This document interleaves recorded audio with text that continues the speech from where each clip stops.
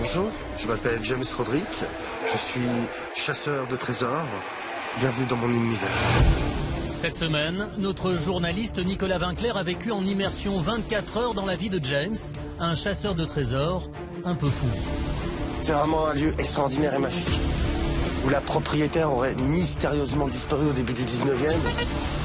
J'espère qu'on va trouver des lingots d'or. Et pourquoi pas, sait-on jamais.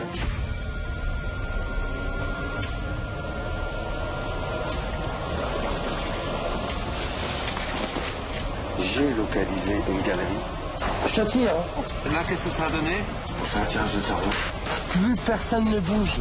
On est perdu. C'est nos limites pour de vrai avec vous, hein.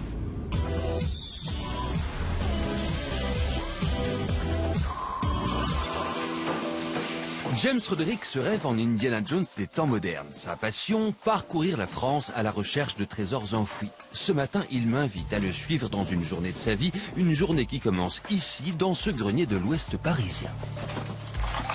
Où est-ce qu'on arrive, là?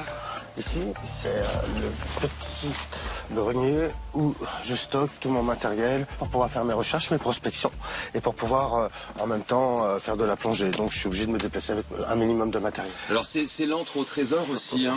Racontez-moi un peu. Bien sûr. Là, il y a certaines de mes découvertes, mais qui sont pas forcément faites dans un terrain. C'est des découvertes que j'ai fait parfois dans un petit grenier, parce qu'il m'arrive parfois de faire des prospections un peu partout. Et quand j'ai la chance de dans les murs, c'est ça? Ouais, tout à fait dans les murs. Ouais. Parfois, j'ai découvert des petites boîtes avec des petits souvenirs, des petits mots, des petits poèmes. C'était très sympa. J'ai trouvé des dents d'enfants aussi parfois. Vous avez déjà trouvé des trucs, des trésors qui valent très cher? Non, non, pas du tout. Mais j'espère qu'on va trouver des lingots d'or, hein. Pourquoi pas, sait-on jamais. Restons positifs. Pelle, boussole, détecteur de métaux, endoscope pour fouiller dans les failles des murs, drone pour explorer les galeries.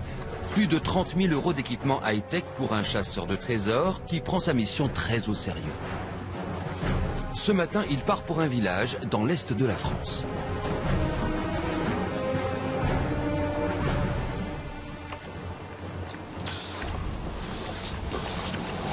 Je vous emmène à une quarantaine de kilomètres de Vesoul, dans un tout petit patelin qui s'appelle Malbouan. Et une vieille propriété de 1880 nous attend en ruine, avec un étang extraordinaire à sonder, très ancien, qui n'a jamais été vidé. Ben, écoute, on partage, hein. On fait moite-moite. Chercher une passion qui le poursuit depuis son plus jeune âge. Mais pourquoi James a-t-il choisi de devenir chasseur de trésors? Alors comment est-ce qu'on devient chasseur de trésors? Parce qu'il n'y a pas de bac de chasseur de trésors. Non, le bac n'existe pas. C'est dommage. C'est un déclic, oui, c'est vrai. Sinon, j'aurais bien aimé Le l'avoir. déclic, il est venu comment? À quel moment Il exactement? est venu à 9 ans en regardant un film Indiana Jones. J'ai eu un coup de foudre pour cet aventurier et cette histoire que j'ai trouvé magnifique. Et donc, en fait, de là, la passion de creuser dans le jardin avec une bêche. Et vous pensiez trouver l'arche perdue dans le jardin? Non, mais j'ai eu le déclic pour pousser les investigations et ma passion.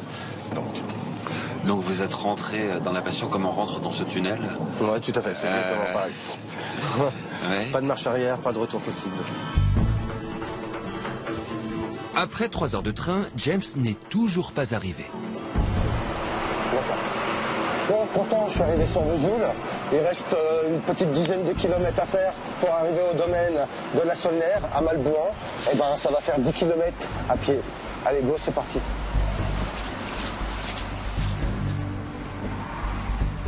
10 km, 30 kilos sur le dos. Après quelques heures de marche, on aperçoit au loin le village de Malbouan. Son abbaye, ses mystères et sa légende populaire qui parle de trésors cachés. Et dès qu'il approche de là, James devient un autre homme. Elle a brûlé mystérieusement au début du siècle dernier. Et elle est positionnée à un endroit géostratégique extraordinaire. C'est-à-dire? C'est-à-dire, il y a un centre énergétique très puissant. Les pierres bougent d'elles-mêmes.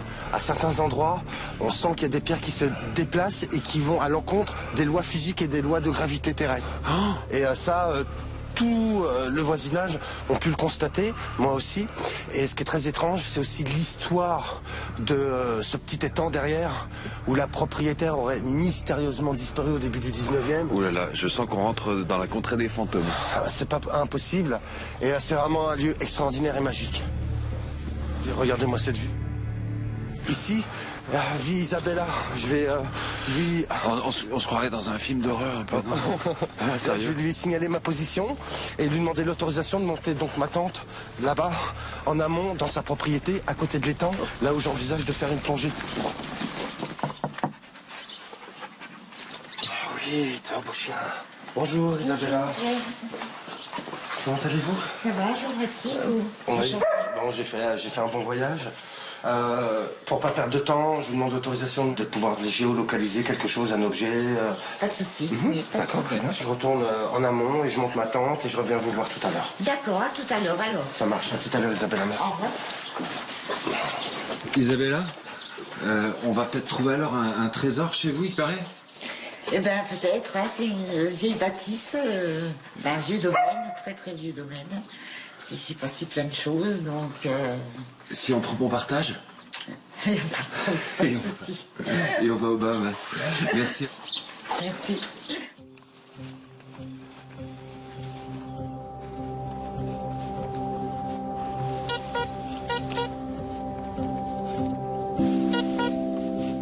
Ce n'est pas la première fois que James vient chercher ici.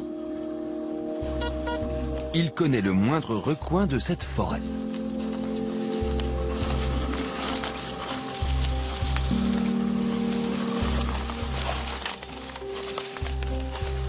Vous avez calculé combien d'heures dans votre vie vous avez passé à faire ça? Ouais, des milliers et des milliers. À ce point-là? Ouais. Des milliers et des milliers. Ah oui. Des années passées Ouais. à chercher. Ça me permet de trouver des fois des petites piles ou des vieilles cartouches que je Ça nous fait une retire. belle jambe, non? Ouais, c'est vrai, mais je les retire quand même. Comme ça me permet en même temps de nettoyer le sol. Tout ça pour ça? Toutes ces années pour en vouloir, hein. Ouais, je sais, ouais, on me le dit souvent, mais James, t'es sûr que t'as pas un grain? Je dis non, c'est ma passion, j'adore. Alors je me permets de vous reposer la même question, Ouais. James.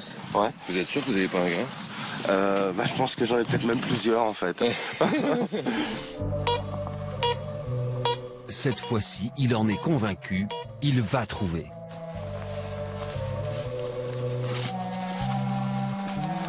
Bonjour Betty. Bonjour. Bonjour James, ça Ça va? va? Oui, ça va bien.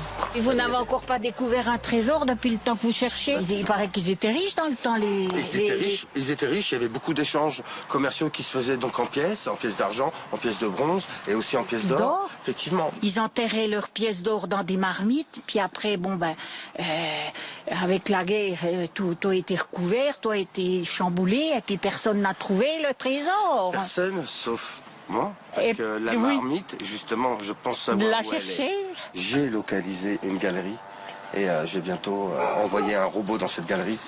Ah ben on y va. Très bien. Parce que moi, quand on me parle de marmite et de pièces d'or, ça me fait rêver. Ah, moi aussi, j'aimerais bien être découvreur. Ça me plairait bien, mais je veux pas le déclarer. James a donc un plan, une certitude. Le trésor serait caché ici, dans les sous-sols de l'abbaye. Isabella, la propriétaire des lieux, l'accompagne.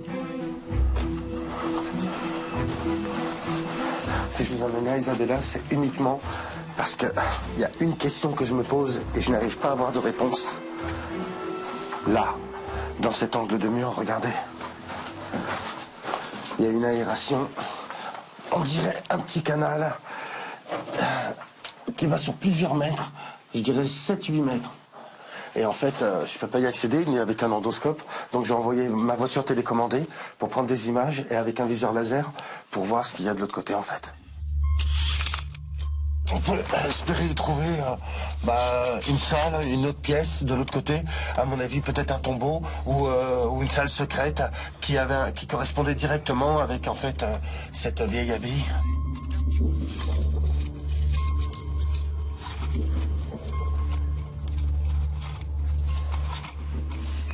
Merde.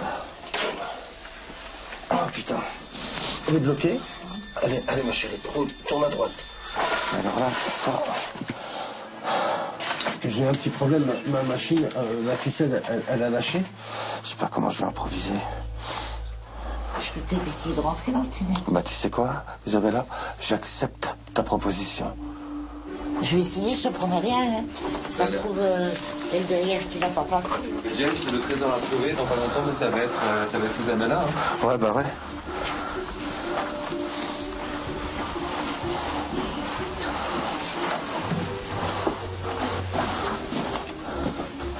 Allez Isa, je te tiens. Tu l'as? Je te tire. Je te tire. Hein. Attends. C'est bon? Oui, c'est bon. Je te tire Isabella. Non, c'est bon, c'est bon. Attention ta tête. Mission accomplie. Bon, en plus, il n'y a pas trop de place. On va pouvoir récupérer les images. C'est génial.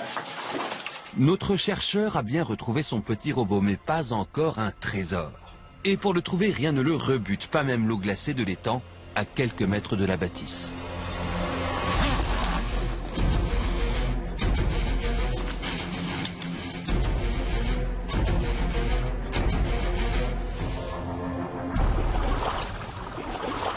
Alors là, Indiana Jones, on commence à y être pour de vrai, hein?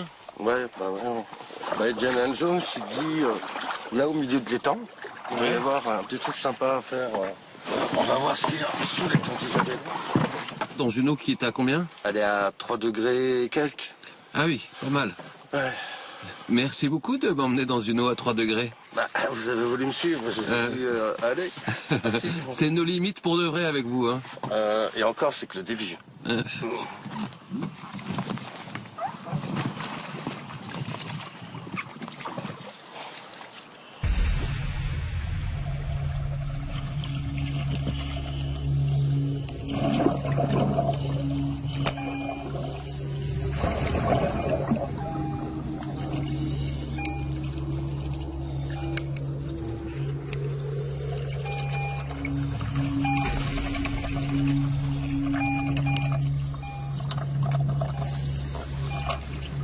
Alors, dans cette eau à 4 degrés, on ne voit pas grand-chose, hein?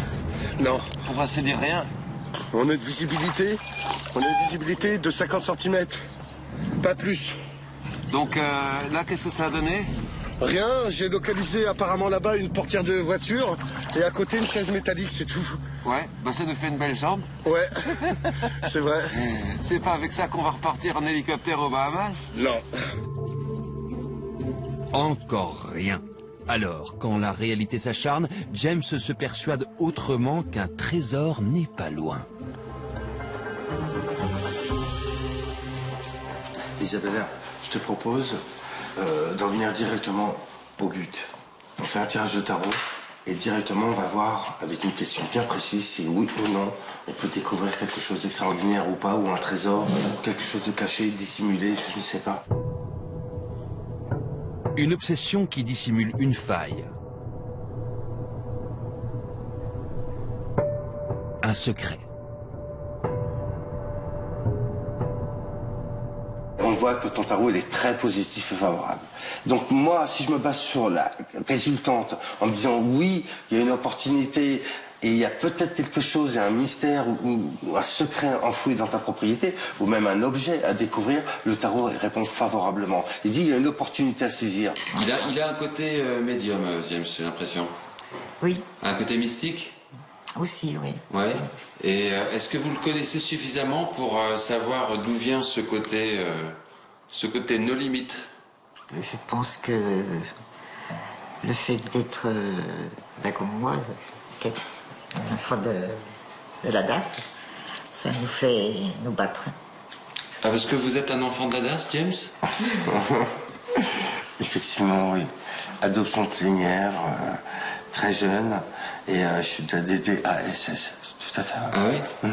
Au revoir. Notre chasseur de trésors est donc un enfant abandonné. Un enfant de 47 ans en quête aujourd'hui encore de sa famille, de son histoire, de son identité.